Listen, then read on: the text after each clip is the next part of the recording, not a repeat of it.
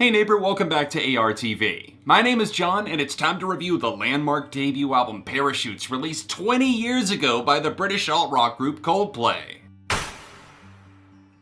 After a series of unfortunate band names, the lads finally settled on Coldplay and got serious about making music around the same time they were discovered by a label exec in the late 90s. Yellow was, of course, the massive tune that made the pendulum swing in their favor, blowing up worldwide and making Coldplay a household name. I mean, better Coldplay than starfish or pectorals, right? So the recording process was a bit choppy, but they finally got the job done with a final product that even decades later they're still quite happy with. A feeling that I can confirm as a listener and a fan, it holds the hell up better than most debut albums that dropped around the turn of the century.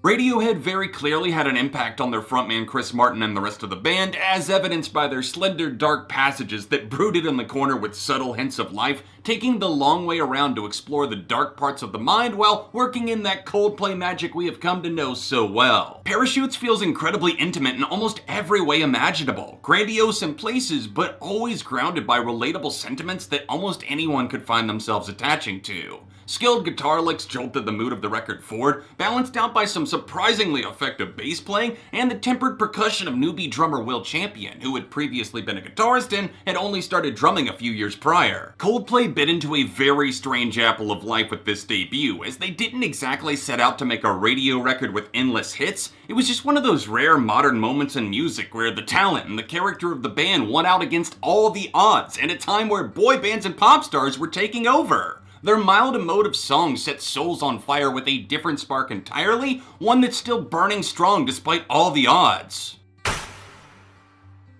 Many people attempt to write off this band as nothing more than bad Radiohead worship, especially in their early days, which I find to be pretty insulting when you boil it down to what they were actually doing. Yes, they sounded a lot like Radiohead, between the post-Britpop highs of some of their lighter moments like Yellow, which I've heard compared to High and Dry quite often, down to the more moody pieces like Spies. They owned up to the inspiration, no one is denying it, and it doesn't change the impact Parachutes had on music. In fact, the overall sound Coldplay achieved, which rode the line between alternative rock gusto and pop smart sensibilities, in turn influenced yet another generation, something still being felt today by numerous groups who have cited Coldplay's early works as a major jumping off point for their own creative style. It's great to see that spreading like wildfire, the creativity, the flames, everything, and personally, I still think that Coldplay get too much negative attention as they're a phenomenal band loaded with talent. Parachutes is so easy on the ears, well produced, perfectly layered, and sitting right there in the room with you.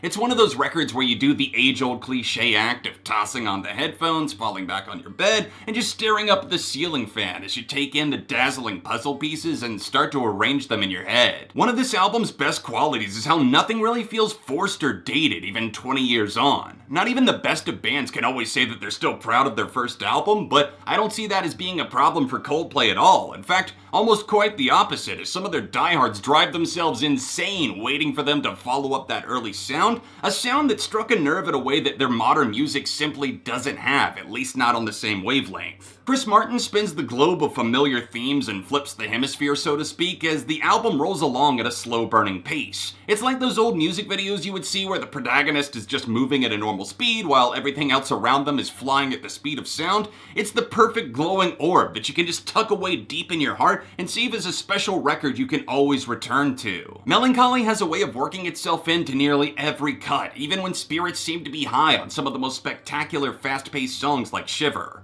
There's a hope and a glimmer of life always to be found, but it's grounded by the reality that things don't always work out and we have to accept that. I remember that really connecting for me in a big way the first time I binge-watched the show Rescue Me in 2010. I was familiar with Parachutes, sure, but hearing Don't Panic used at a tearjerker moment in that show's soundtrack, it just opened my naive eyes to the bigger depths these songs had to offer.